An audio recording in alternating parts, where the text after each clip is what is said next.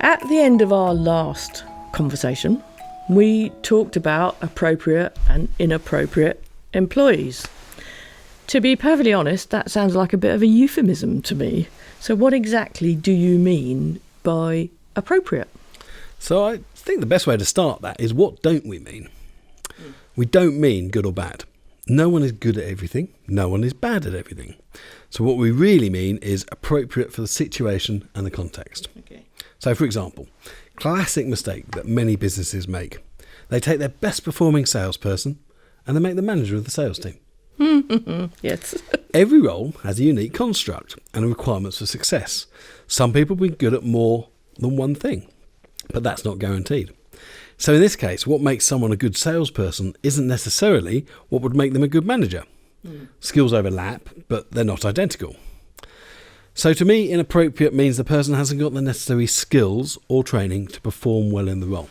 Oh, so it's a bit like gardening, really, because I know in gardening a weed is just a plant in the wrong place. Precisely. Oh, okay. So how do you find out whether someone is one or the other? So I think there's two aspects to this. Firstly, effort from the company. What do I mean by that? When you design a role, you need to make sure you do it properly and scope out the requirements of the role, what you want the person to deliver in that role, and what the characteristics, most importantly, of the person are that will fulfill that role. Okay. So, if you want someone to run the finance team, you want someone with a strong attention to detail, someone who's precise, accurate. But if you want someone to run the sales team, you want someone who's enthusiastic, gregarious, confident. Oh, blimey, yes. Imagine getting those two the wrong way round. So what's the other part of the equation?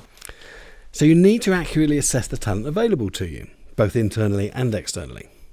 And you need a systematic process for doing that so that you don't miss opportunities. So you can make someone appropriate.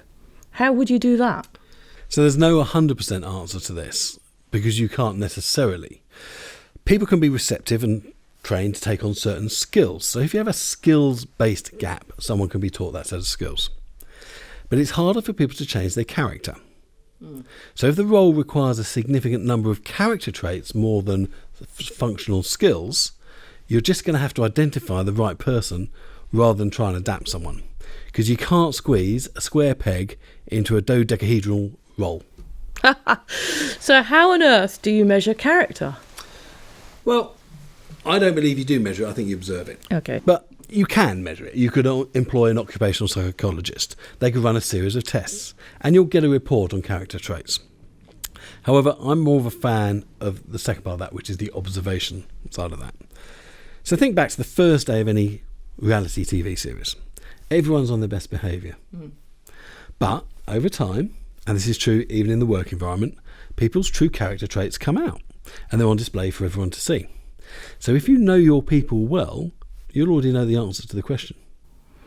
Yes. Okay. Well, that works very well for internal because they're people you've got already. How about externally? How do you assess that for somebody coming in from outside? So that's obviously harder. But if you're recruiting externally and you're looking for a particular character trait, it tends to be a big one. Okay. Like charisma, energy, something else like that. And it should be blindingly obvious in a good selection process.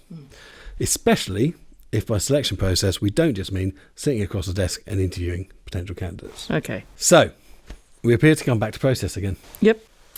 The foundation of all good company operations. We've almost gone back to our first question, in fact, which is, why do I need a good process if I've got good people? And the answer is, you need a good process to get good people. Okay, so as we said last time, a good process is focused on the outcome, comes from the business, fulfills the promises of the business, and recruitment is just another business process that if you design and run properly will help your business meet its strategic goals. I totally agree. Yeah. Okay. So how then do we design a good recruitment and retention process? Well, that, Kirsten, is all about fueling your employer brand. And that we can talk about next time. Ooh, sounds interesting.